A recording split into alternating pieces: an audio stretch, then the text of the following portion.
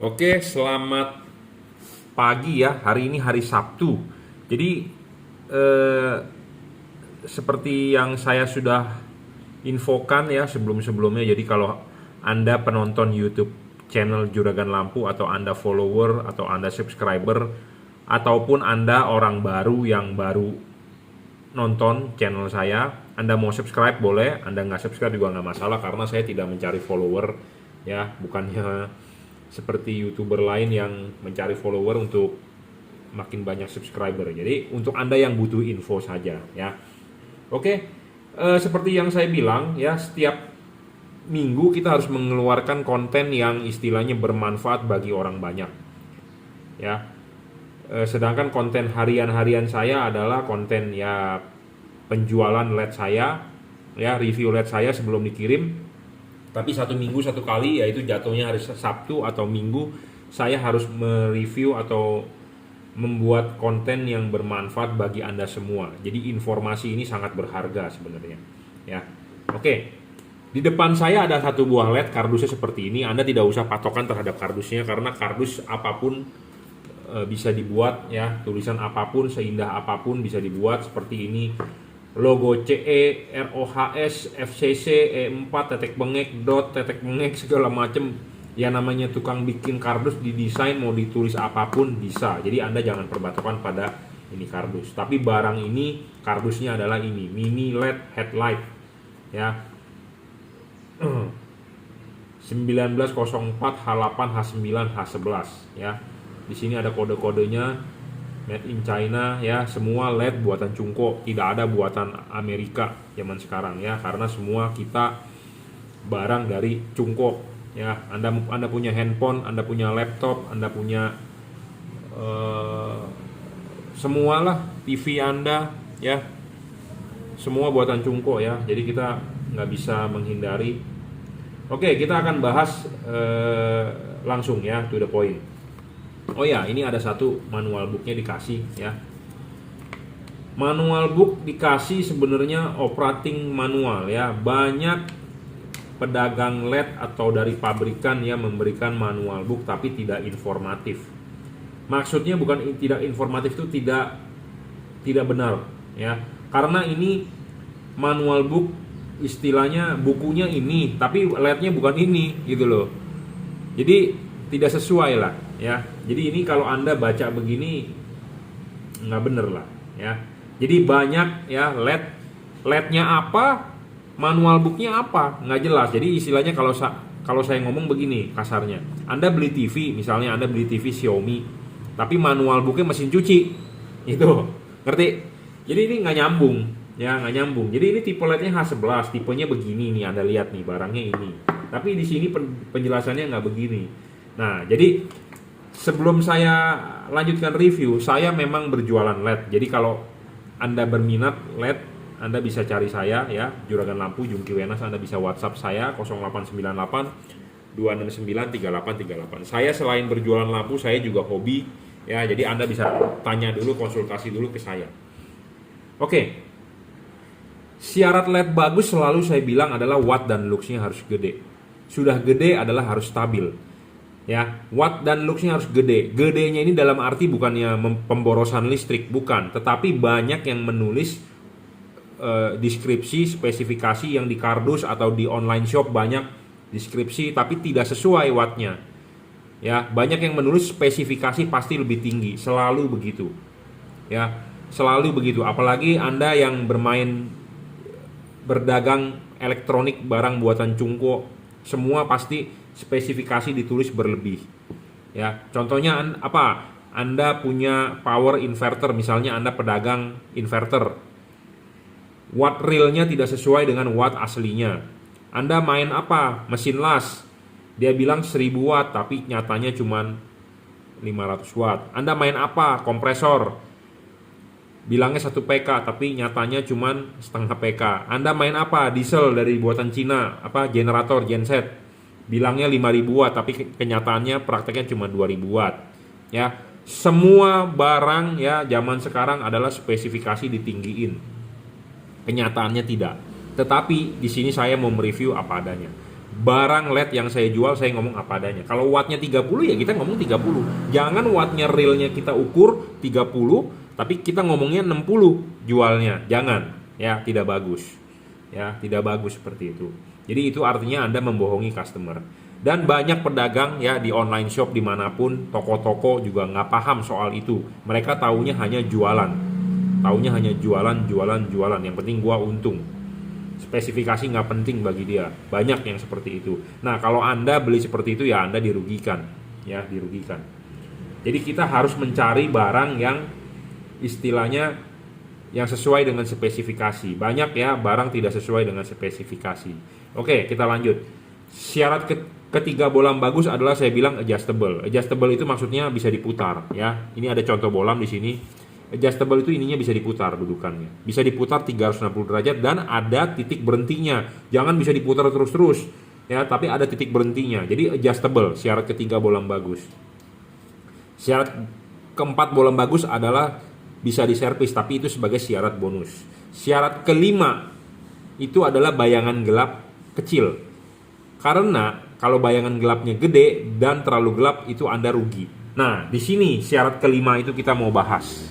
Ya, karena bolam bagus itu harus ada syaratnya. Syaratnya apa? Ya, karena semua pedagang pasti bilang bagus, bro, jualan barangnya. Ya, contohnya Anda beli gorengan, Anda beli gorengan pisang, bang, pisangnya manis gak? Si abang nggak mungkin jawab pisangnya asem, nggak ada yang mau beli. Pasti jawabnya pisangnya manis, walaupun pisang itu keset, asem, atau pisang itu tawar, pasti dia pasti akan bilang manis. Ya, seperti itu.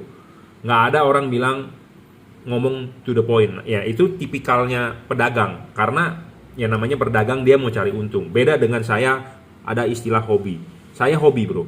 Ya, saya sudah 16 tahun bermain lampu itu dari awalnya adalah dari hobi. Bukan dari istilahnya memang kita harus cari duit di situ. Memaksakan diri, pokoknya gua harus untung, gua harus jualan. Beda ya.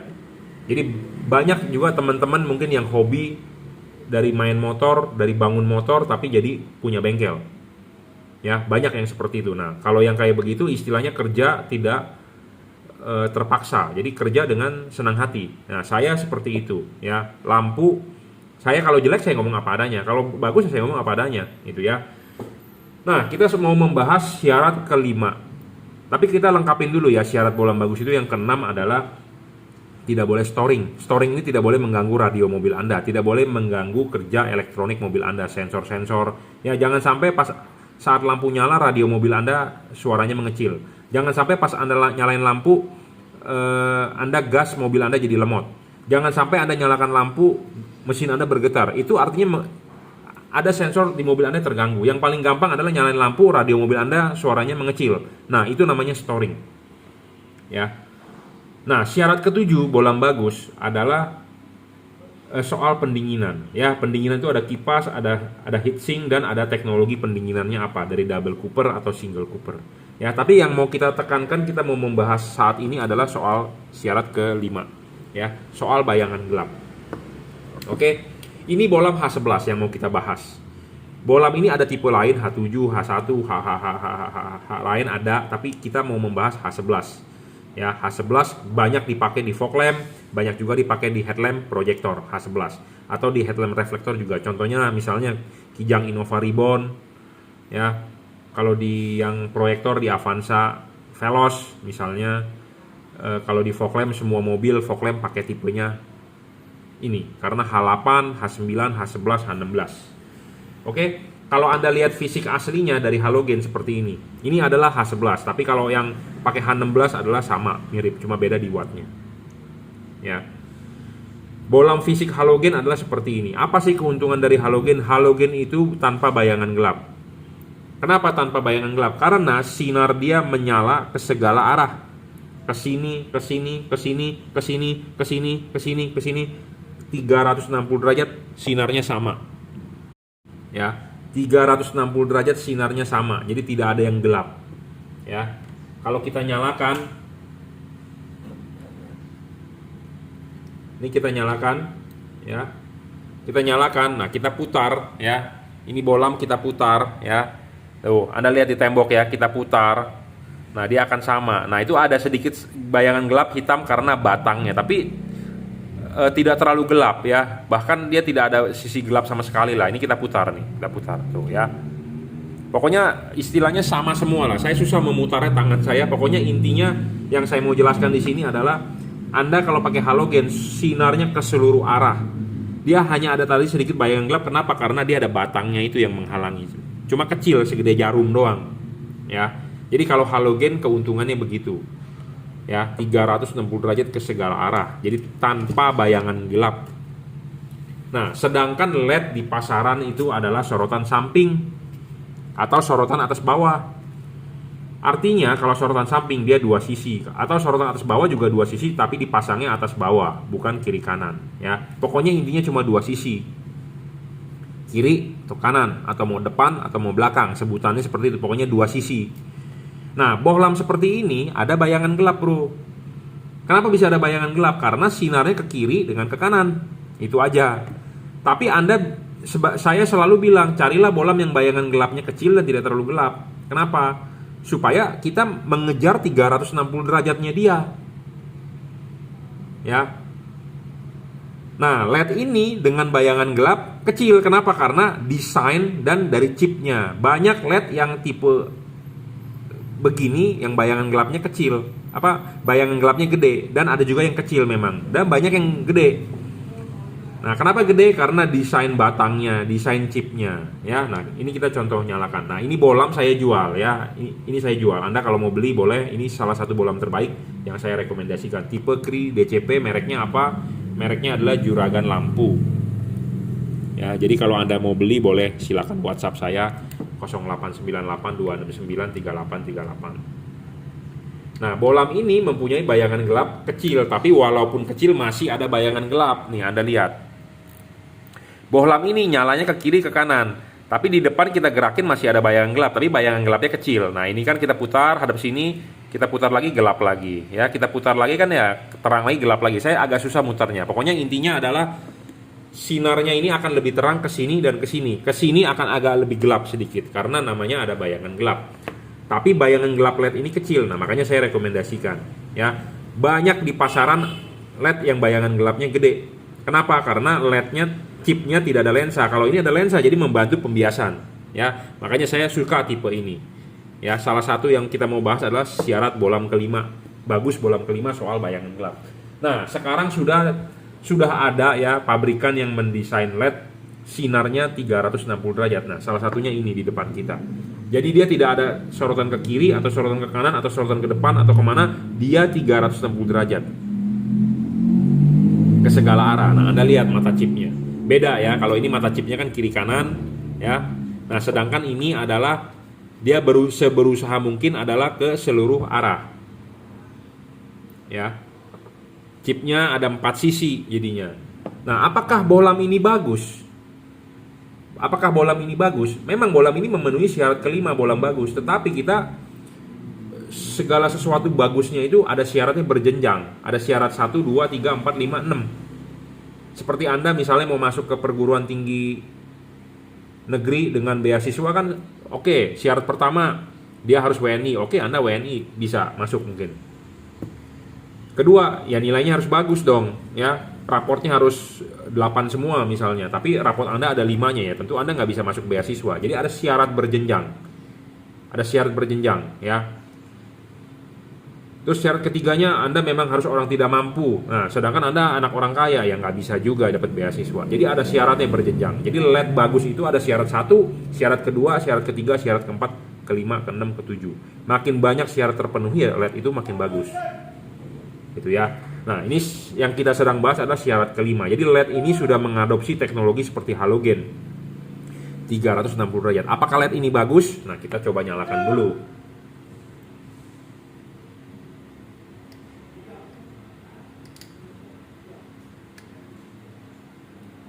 Ya. Bohlam ini memang arahnya ke segala arah cahayanya 360 derajat. Anda lihat ya, saya putar mau kemanapun dia bakal sama. Ya, karena memang tujuan dibuat LED ini ya untuk mengadopsi halogen. Anda mau putar bagaimanapun bayangan gelapnya tidak ada. Jadi LED ini tanpa bayangan gelap. Sedangkan kalau LED yang sorotan samping kiri kanan ada bayangan gelap. Tetapi apakah LED ini hasilnya akan lebih bagus? Ya, Anda tunggu jawabannya. Oke, kita coba LED ini ya. LED ini wattnya hanya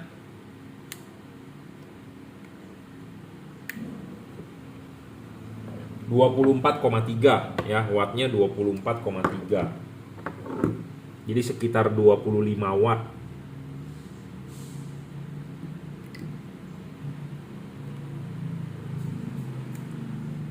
Ya, 24,3 ya.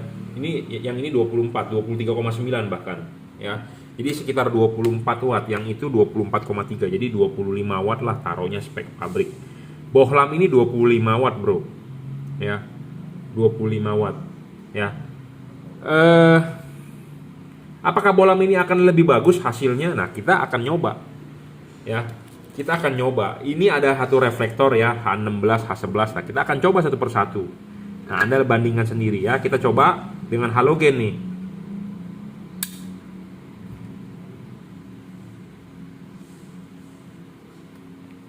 Nah, satu hal lagi, banyak orang juga yang bertanya kepada saya, Pak, bedanya H11, H16, H8, H9 apa sih?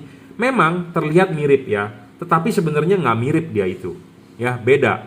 Nah, makanya kenapa saya ada syarat bohlam bagus lagi yang ketiga adalah soal adjustable.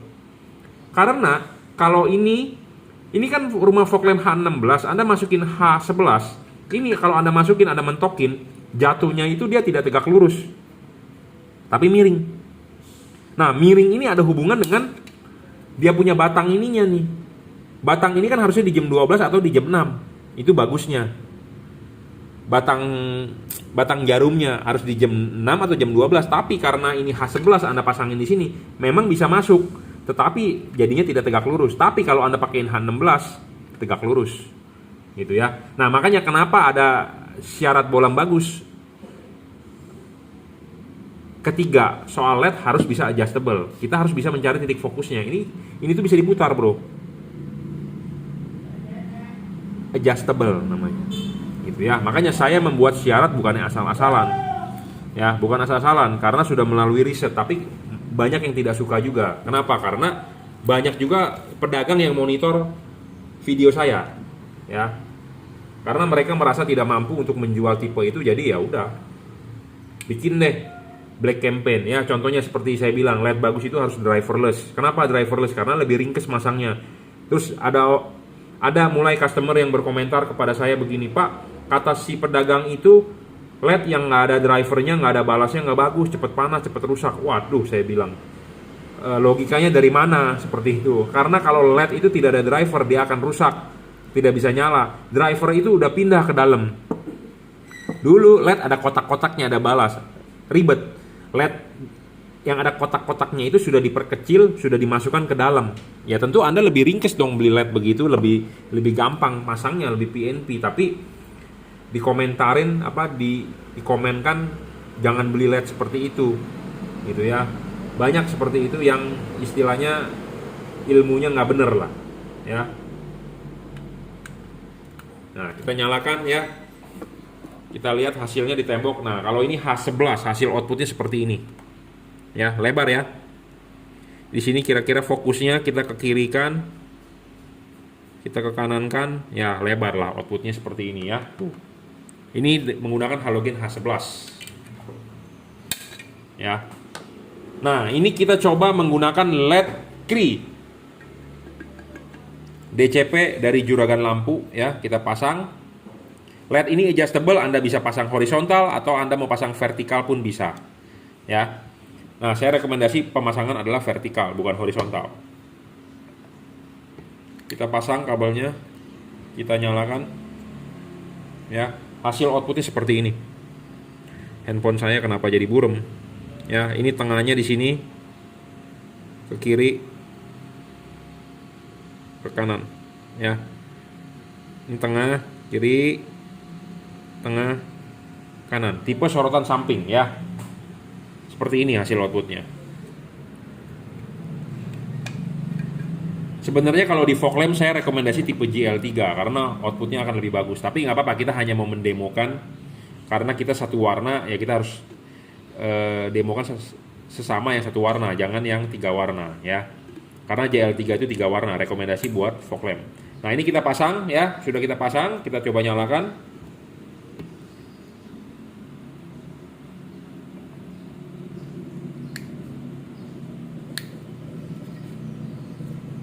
Nah, hasil outputnya seperti ini, kurang bagus ya, tuh tipis ya, kurang bagus tuh dari patternnya, dari cut off-nya, buyar malah kemana-mana. Ini malah menyilaukan orang tuh, Anda lihat ya, tipis. Ini titik fokusnya, sinarnya agak tipis nih ya. Jadi kesimpulannya apa? LED seperti ini memang teknologinya lebih maju. Lebih majunya dalam arti syarat ke-5 soal bayangan gelapnya dia terpenuhi. Tidak ada bayangan gelap. Tetapi ya fokusnya nggak bagus. Fokusnya kurang bagus. Ya, kurang bagus. Terbukti kan dari outputnya kurang oke juga gitu ya. Nah, sedangkan saya melihat iklan ini dia bilang, wah sinarnya 360 derajat, bagaimana hasil outputnya akan lebih terang ini itu. Ternyata prakteknya adalah begini. Oke ya, kita lanjut. Tadi ada paket datang. Jadi ini payah ya, iklannya sih bagus 360 derajat, sinarnya ini itu. Jadi fokusnya masih payah, masih lebih bagus yang begini ya.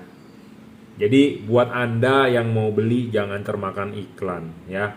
Memang LED berkembang bro ya. Si pabrikan juga mencari cara bagaimana supaya hasilnya bisa maksimal. Tapi buat Anda yang beli tipe ini jangan berharap banyak ya, hasilnya akan kecewa ya. Akan kecewa deh bro. Oke, sebagai tambahan kita akan nyoba di proyektor juga H11 ya. Karena H11 itu kan penting, proyektor itu kan penting kan supaya sinarnya 360 derajat ya. Kita akan cobain nih hasil outputnya. Ya. Kita akan cobain hasil outputnya bagaimana hasilnya. Tapi kalau menurut ada orang sebagian, wah mungkin hasilnya bagus-bagus aja. Iya, bagus, tapi ada yang lebih bagus gitu ya. Kalau Anda paham atau Anda sering ngoprek LED atau Anda sering tiap hari mainannya LED, pasti Anda tahu mana yang bagus, mana yang jelek. Sama seperti Anda misalnya mekanik mesin motor. Suaranya kercek atau suaranya ketok-ketok, dia pasti bisa menebak, oh ini rantai ketengnya Pak. Oh ini apa noken asnya Pak udah aus. Pak ini itunya.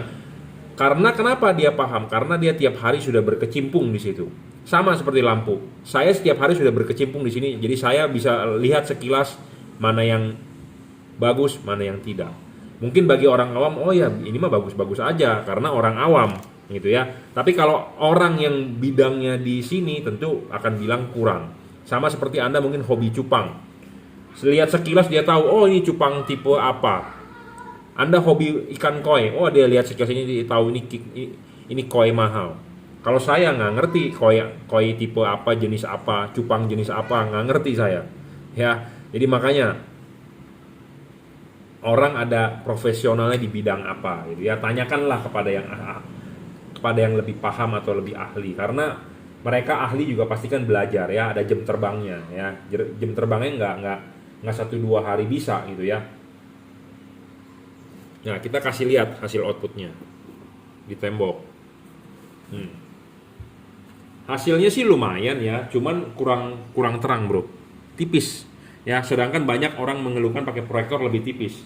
Outputnya sih nggak begitu lebar dan cut off-nya masih payah ya, masih kurang, tapi memang cut off-nya keluar, tapi kurang terang lah ya, kurang terang, tapi memang cut off-nya bisa keluar. Nah, kita bandingkan dengan tipe sorotan samping.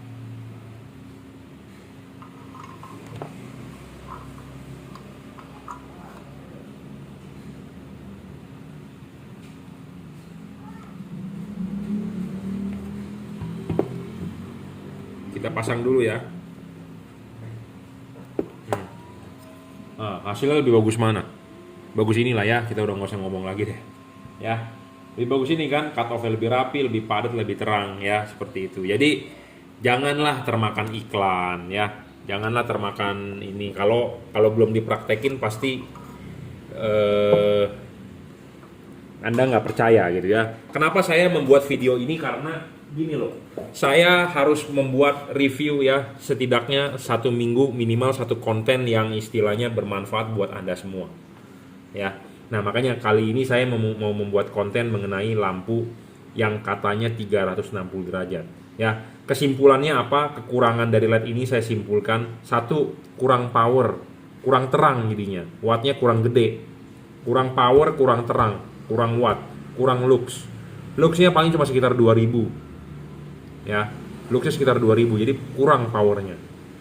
Ketiga, fokusnya juga nggak begitu bagus, walaupun dia sinarnya 360 derajat gitu ya. Nah banyak juga LED 4 sisi lainnya, banyak yang di pasaran ada LED 4 sisi lainnya.